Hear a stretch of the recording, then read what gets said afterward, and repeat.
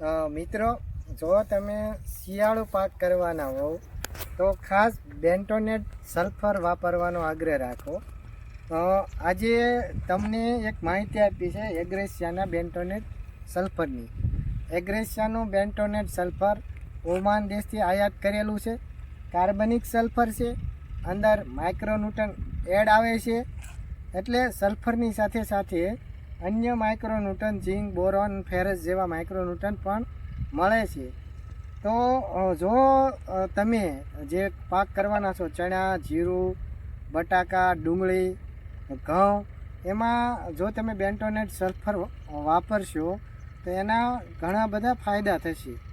જેમ કે જો ઘઉંમાં તમે સલ્ફર વાપરશો તો ઘઉંમાં દાણા ભરાવવામાં અને જે ક્વોલિટી બનાવવાની છે એમાં કામ કરશે. સાથે સાથે જે ધાન્ય પાક છે ઘઉં, એટલે એને નાઇટ્રોજનની સૌથી વધુ જરૂર પડે.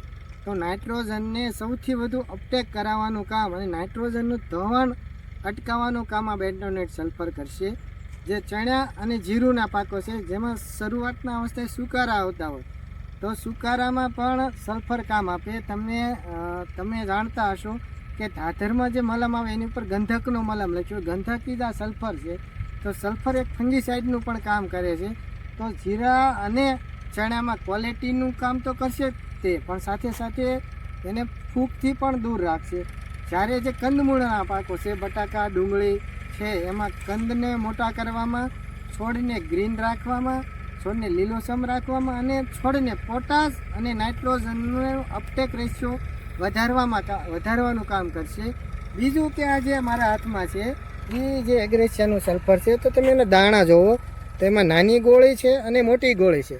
એ એની ખાસિયત છે. જે નાની ગોળી છે એ શરૂઆતની અવસ્થાએ, એટલે કે પાયામાં જ્યારે છોડવો નાનો હોય ત્યારે એ ઓગળે છે અને શરૂઆતની અવસ્થાએ કામ આપે છે. જ્યારે મોટી ગોળી પાછળની અવસ્થાએ ઓગળશે. એટલે શરૂઆતથી લઈ અને પાકે ત્યાં સુધી ધીરે ધીરે આ સલ્ફર કામ આપશે.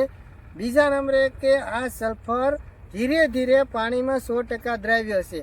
એટલે જમીનમાં આની કોઈ પણ પ્રકારની આડઅસર છોડશે નહીં. જેવી કે જમીનને કોઈ કડક કરતા હોય કે એવી કોઈ પણ પ્રકારની આડઅસર આ સલ્ફર છોડશે નહીં. ખાસ ધ્યાન રાખો કે આ સલ્ફર એ કાર્બનિક સલ્ફર છે, જે જમીનમાં કાર્બનનું પ્રમાણ પણ વધારશે. રેડી?